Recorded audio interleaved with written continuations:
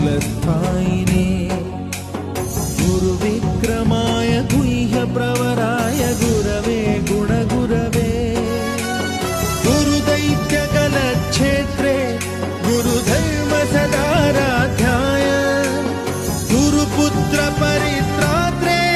गुरुपाखण्डखण्डकाय गीतसाराय गीततत्त्वाय गीतगोत्राय धीमहि